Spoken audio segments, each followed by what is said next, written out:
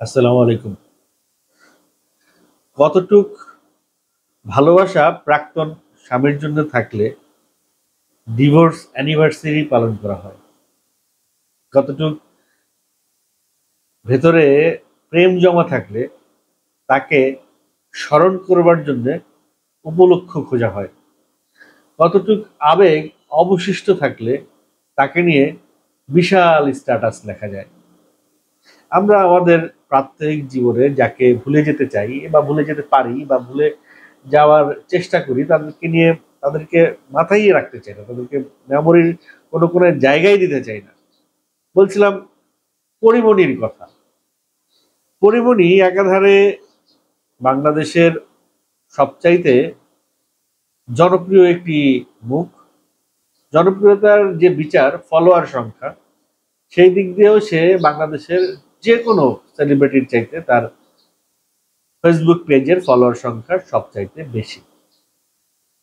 সেই ক্ষেত্রে পরিমণিকে খোঁজে, পরিমণির খবর রাখতে চায়, পরিমণিকে ফলো করে, পরিমণির খোঁজ খবর জানতে চায়, এইরকম মানুষের সংখ্যা অনেক বেশি। তো পরিমণিও কিন্তু তাদের সেই ফলোয়ারদেরকে হতাশ করে না। সে কিন্তু বিভিন্ন সময় বিভিন্ন অকেশন ক্রিয়েট করে করে তাদের ফলোয়ারদের সঙ্গে, তার ফলোয়ারদের সঙ্গে সে যোগাযোগ রাখার চেষ্টা করে। এই যোগাযোগের যে অব্যাহত প্রচেষ্টা, তার মধ্যে একটি নতুন সংযোজন হয়েছে, সেটা হচ্ছে যে ডিভোর্স অ্যানিভার্সারি। গত 17 তারিখ পরিমণির শরীফুল রাজকে দেয়া ডিভোর্সের 1 বছর হলো। এখন অনেকে হয়তো প্রশ্ন করতে পারেন, ভাই পরিমণি তো এর আগেও অনেকগুলো বিয়ে করেছে, তো সেই সব বিয়ের ডিভোর্স অ্যানিভার্সারি কেন করে না? কেন শরীফুল রাজের বিয়ের ডিভোর্স অ্যানিভার্সারিটা তার করতে হয়? এখন এই প্রশ্নের উত্তরটা আসলে আমার কাছে নাই, এই প্রশ্নের উত্তরটা পরিমণি স্বয়ং নিজেই দিতে পারে। তবে একটা বিষয় এরকম বলা যেতে পারে যে, ধারণা থেকে বলা যেতে পারে, পরিমণি তার সাবেক স্বামীদের ভুলে যেতে পেরেছেন একমাত্র শরীফুল রাজ ছাড়া।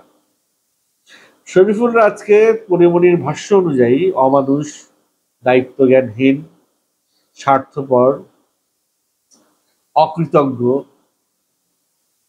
যা যা ট্যাবু দেওয়ার দরকার সব ট্যাবু দেওয়া যেতে পারে শরীফুল রাজকে, কিন্তু তারপরেও পরিমণি শরীফুল রাজকে ভুলতে পারছেন না। এর সবচেয়ে বড় কারণ হতে পারে পরিমণির কোলজুড়ে আছে শরীফুল রাজের সন্তান। এখন যতদিন, যতক্ষণ, যত মুহূর্ত পরিমণি তার সন্তানের সঙ্গে কাটাবে, ততদিন, ততক্ষণ, তত মুহূর্ত শরীফুল রাজের কথা তার মনে আসবে, আসতে বাধ্য। শরীফুল রাজও তার সন্তানের সঙ্গে যোগাযোগ করার ক্ষেত্রে পরিমণির সঙ্গে একটা যোগাযোগের মধ্যে তার থাকতে হবে। কারণ পিতা হয়ে শরীফুল রাজ তো তার সন্তানকে অস্বীকার করতে পারে না। স্ত্রীর সঙ্গে হয়তো ডিভোর্স হয়ে গেছে, কিন্তু সন্তানের সাথে কখনো তো ছাড়াছাড়ি হয় না। সন্তানকে তো কখনো ত্যাগ করা যায় না। একজন বাবা সেটি করতে পারে না। একজন শিল্পী বাবা, একজন নায়ক বাবা, একজন সংস্কৃতি সঙ্গে জড়িত বাবা এটা করতে পারে না। কারণ একজন শিল্পীর মন অনেক নাজুক, অনেক বিশাল, অনেক নরম। অনেকগুলো কথা বললাম শরীফুল রাজকে নিয়ে। শরীফুল রাজের সঙ্গে আমার একটা কাজই হয়েছে, পড়ান। তার সঙ্গে দীর্ঘক্ষণ, দীর্ঘদিন বলা যাবে না, কয়েকটা দিন ময়মনসিংহে আমি পরান সিনেমার শুটিং এর সময় শরীফুল রাজের সঙ্গে আমার অনেকটা সময় পার করেছি। তাকে ব্যক্তিগতভাবে বা কাছ থেকে যতটুকু আমি দেখেছি, সে যখন যেই কাজেই থাকে সেই কাজে সে একেবারে ডেডিকেশন এর চূড়ান্ত পর্যায়ে যায়। মানে যা করা প্রয়োজন, যেই লেভেল পর্যন্ত যাওয়া প্রয়োজন সেই লেভেল পর্যন্ত যায়। ওই জায়গা থেকে আমি এইটুকুন বুঝতে পারি যে পরিমণির সঙ্গে শরীফুল রাজের যখন সম্পর্ক ছিল, তখন শরীফুল রাজ পরিমণিরকে ভালোবাসার যেই লেভেল পর্যন্ত যাওয়া দরকার একেবারে সর্বোচ্চটা শরীফুল রাজ দিয়েছে। এবং সেই কারণেই হয়তো পরিমণির কোলজুড়ে শরীফুল রাজের সন্তান এবং পরিমণি আজও শরীফুল রাজকে ভুলতে পারছে না। পরিমণি তার 2 সন্তানকে কোলে নিয়ে একটি ছবি প্রকাশ করেছেন এবং একটি স্ট্যাটাস দিয়ে তিনি বুঝাইতে চাচ্ছেন যে সব ভুলে গেছেন। সব ভুলে ভালো আছে, সামনে আরো ভালো থাকবে এবং একদিন তারা আকাশ ছুঁবে। এটি যে তার ব্যর্থ অভিনয় সেটি বুঝবার আসলে জন্য খুব বড় মাপের কোনো যে বুদ্ধিজীবী হইতে হবে এরকম কিছু না, কিন্তু এটি বুঝতে পারা যায়, খুব সহজেই বুঝতে পারা যায়। কারণ শরীফুল রাজকে নিয়ে যে আবেগঘন স্ট্যাটাস তিনি দিয়েছেন, হ্যাঁ নেতিবাচক হতে পারে স্ট্যাটাসটা, কিন্তু আপনি যাকে ভালোবাসবেন তাকে কিন্তু আপনি বকাঝকা করবেন, আর যার প্রতি আপনার আবেগ থাকবে না, যার প্রতি আপনার ভালোবাসা থাকবে না, তাকে তো আপনার বকা দেওয়ারও দরকার নেই, তাকে তো আপনার কাছে টানানোর দরকার নেই, প্রশংসা করারও দরকার নেই। পরিমণির জায়গা থেকে পরিমণি যে শরীফুল রাজকে একদমই ভুলতে পারছেন না এটি বলাই বাহুল্য। এই যে সন্তান, যে সন্তান বড় হচ্ছে, এখনো হয়তো সে সবকিছু বোঝে না, কিন্তু দিন দিন সে আস্তে আস্তে অনেক কিছু বুঝবে, বুঝতে পারবে।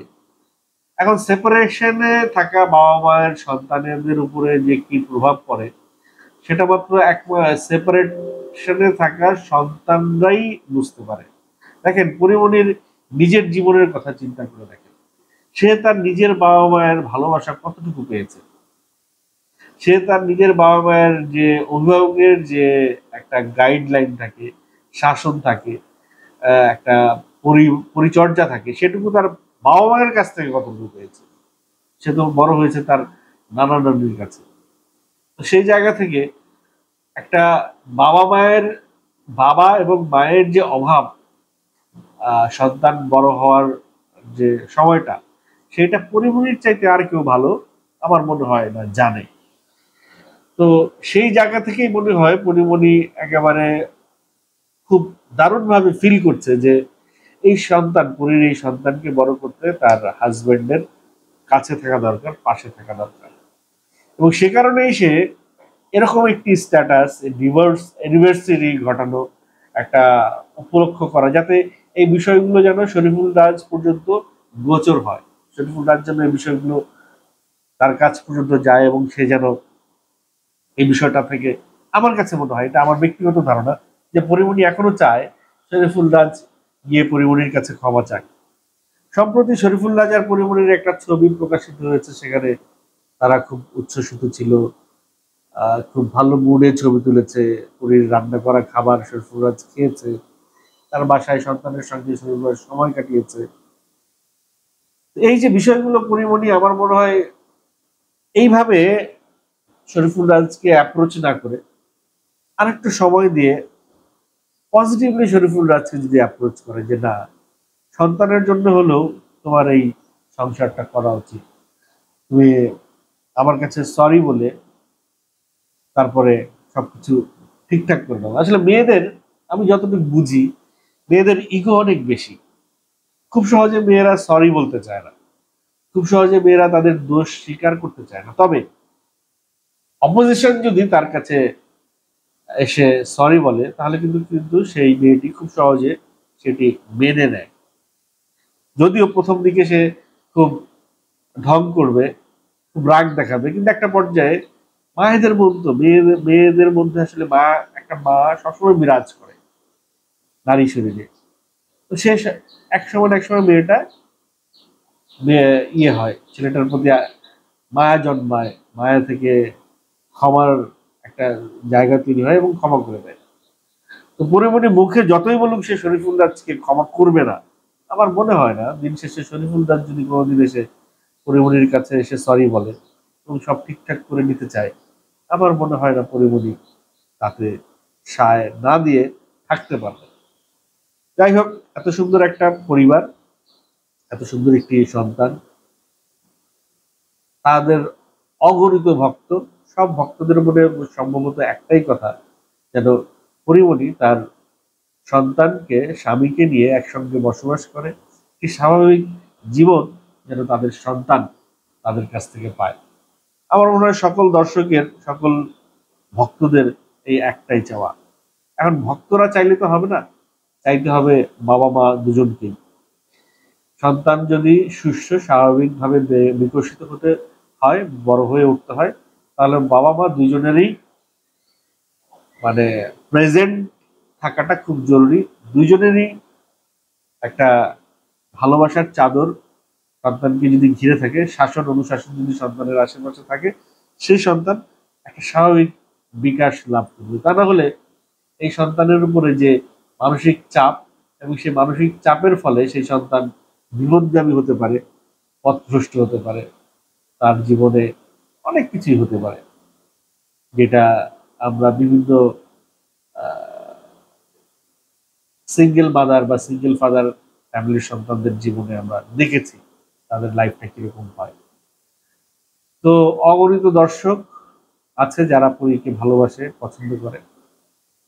তাদের, আমারও মনে হয় তাদের চাওয়া যে সন্তানের জন্য হলেও তারা যেন আবার একত্রিত হয়ে যায়।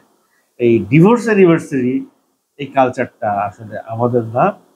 এই কালচার, এই স্ট্যাটাস, এই দিন, এই সংবাদ আসলে আমরা দেখতে চাই না।